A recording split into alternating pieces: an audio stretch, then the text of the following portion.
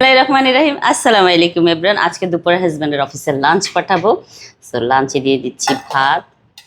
জায়ান, তুমি যখন বড় হবা তোমার অফিসেও মাম্মা এভাবে খাবার পাঠাবো। কি কাঁকরোল ভাজি?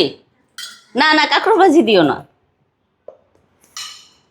তারপরে দিব এই যে মুলার ডাটা, এটা আমার হাজবেন্ডের অনেক পছন্দ। আমি যেদিনই গরু মাংস রান্না করি, হ্যাঁ ফেভারিট, যেদিনই গরু মাংস রান্না করি ওদিনই মুলা ডাটাটা রান্না করি, খুব মজা লাগে। এখন দিয়ে দেবো গরুর মাংস।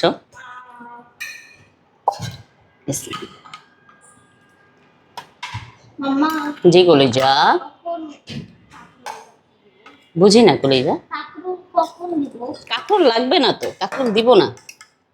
তোমার মতো পাপ্পাও তো গরুর মাংস অনেক পছন্দ করে। ইয়েস। সো জায়নের অনেক পছন্দ গরুর মাংস, জায়নের বাবার অনেক পছন্দ। যখনই গরুর মাংস রান্না করি আমি চেষ্টা করি অফিসে যেন একটু বেশি করে পাঠাই, কলিগদের সাথে খেতে পারবে একসাথে বসে। আসলে যারা জব করে তারা মানে কলিগদের সাথে বসে লাঞ্চ করাটা মানে অনেক মজা পায় তারা, তাই না? আমার মনে হয়। আপনাদের কি মনে হয় যারা জব করেন? প্লিজ জানায়েন ভাইয়ারা। টিফিন বক্সে তো আর জায়গা নাই, কিভাবে আর দিব।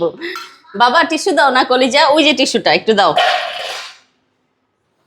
আজকে মোটামুটি অবস্থা খারাপ, টিফিন বক্সের অনেক খাবার দিয়ে ফেলছি। তাড়াতাড়ি দাও। আচ্ছা, এখানে সালাদ আছে, পুরাটা সালাদ আমি দিয়ে দিই। হ্যাঁ কলিজা দাও। আচ্ছা, আমার জায়ান মানে এত এত লক্ষ্মী, মাশাল্লাহ মাশাল্লাহ। আমি প্রাউড নিয়ে বলি যেটা আমার জায়ান। সব কিছুতে ভাই বোনদেরকে অনেক আদর করে, তারপর আমাকে অনেক বেশি কেয়ার করে। না, এটার মধ্যে মুলার ডাটা দিয়েছি।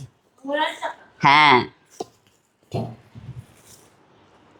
তো মোটামুটি লাঞ্চ বক্স গুছানো, এখন অফিসে দিয়ে দিব। Thank you so much for watching my video. Bye by.